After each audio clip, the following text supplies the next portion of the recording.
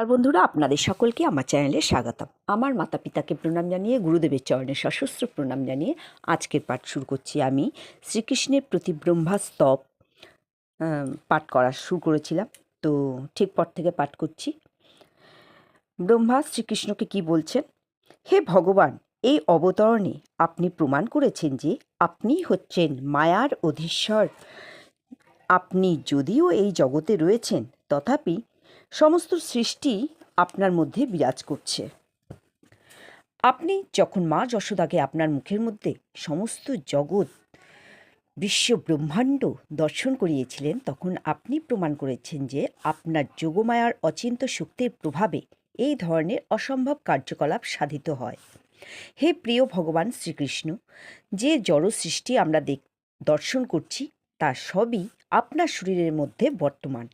তবুও আমি আপনাকে বাইরে দর্শন করছি এবং আপনিও আমাকে বাইরে দর্শন করছেন। আপনার অচিন্ত্য শক্তির দ্বারা প্রভাবিত না হলে কিভাবে তা সম্ভব? ব্রহ্মা এখানে খুব জোর দিয়ে বললেন যে পরমেশ্বর ভগবানের অচিন্ত্য শক্তিকে স্বীকার না করলে পরম সত্যকে যথাযথভাবে উপলব্ধি করা যায় না। তিনি বললেন, হে ভগবান, সব কিছু ছেড়ে দিয়ে কেবল আমার স্বচক্ষে দেখা আজকের ঘটনা সম্বন্ধে বিবেচনা করলেই কি বোঝা যায় না যে সেই সবই হচ্ছে আপনার অচিন্ত্য শক্তি? প্রথমে আমি আপনাকে একাকী দর্শন করলাম, তারপর আপনি আপনার গোপ সখা রূপে, গোবৎস রূপে এবং বৃন্দাবনের সমস্ত উপকরণ রূপে নিজেকে প্রকাশিত করলেন। তারপরে আমি আপনার গোপ সখাদের চতুর্ভুজ মূর্তি, বিষ্ণুমূর্তি রূপে দর্শন করলাম এবং দেখলাম যে স্বর্গের দেবদেবীরা এবং প্রকৃতির সব কটি উপাদান মূর্ত হয়ে আপনার পূজা করছে। এমনকি আমিও আমাকে আপনার পূজা করতে দেখলাম। তারপরে তারা আবার গোপ বালকের রূপ পরিগ্রহণ করলেন, কিন্তু আপনি আগের মতোই একই রয়ে গেলেন।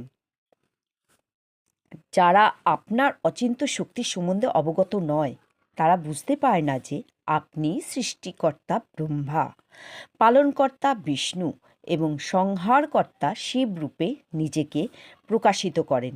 যাদের যথার্থ জ্ঞান নেই, তারা মনে করে যে ব্রহ্মা সৃষ্টিকর্তা, বিষ্ণু পালনকর্তা এবং শিব হচ্ছেন সংহারকর্তা।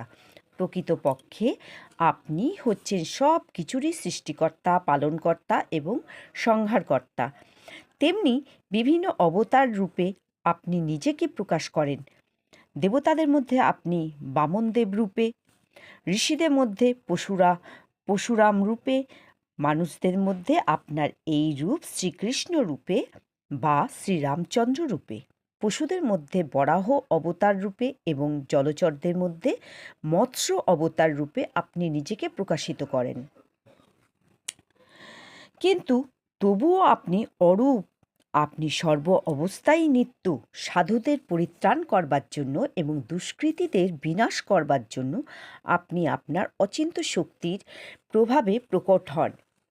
হে আমার প্রভু, হে সর্বব্যাপক পরমেশ্বর ভগবান, হে পরমাত্মা, হে যোগেশ্বর, এই ত্রিলোক আপনার দিব্যলীলাসমূহ সম্বন্ধে কেউই যথাযথ অবগত হতে পারে না।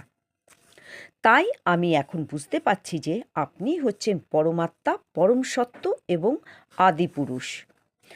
যদিও অনন্ত কোটি বিষ্ণুরূপে, অনন্ত কোটি জীবরূপে আপনার অচিন্ত্য দিব্যশক্তির মাধ্যমে আপনি নিজেকে প্রকাশিত করেছেন, তবুও আপনি হচ্ছেন পরমেশ্বর, আপনি হচ্ছেন পরমাত্মা।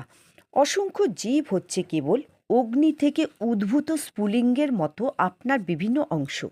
হে প্রভু, ভ্রান্তিবশত জ্ঞানীরা পরমাত্মাকে নির্বিশেষ বলে মনে করে, কিন্তু আমি দেখছি যে আপনি পরমাত্মা এবং আপনি হচ্ছেন আদিপুরুষ।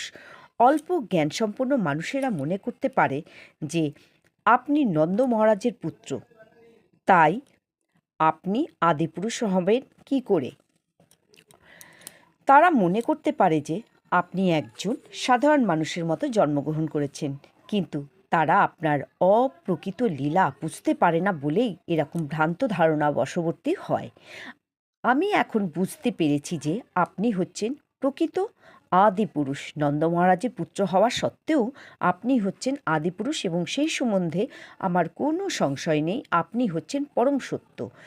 আপনি অন্ধকারাচ্ছন্ন জড় জগৎ থেকে প্রকাশিত হননি। আপনি হচ্ছেন আদি ব্রহ্মজ্যোতি এবং জড় জগতের চন্দ্র, সূর্য, আদি ভাস্বর গ্রহসমূহের উৎস। আপনার দিব্য অঙ্গকান্তি হচ্ছে ব্রহ্মজ্যোতি। অনেক বিষ্ণু অবতার আছেন এবং আপনার বিভিন্ন গুণাবলী অবতার রয়েছে, কিন্তু এই সমস্ত অবতারেরা আপনার সমপর্যায়ভুক্ত নয়। আপনি হচ্ছেন আদি প্রদীপ। অন্য সমস্ত অবতারের মধ্যে আদি প্রদীপের মতো গুণাবলী থাকতে পারে, সমান শক্তি থাকতে পারে, কিন্তু আদি প্রদীপটিই হচ্ছে সমস্ত আলোকের মূল কারণ।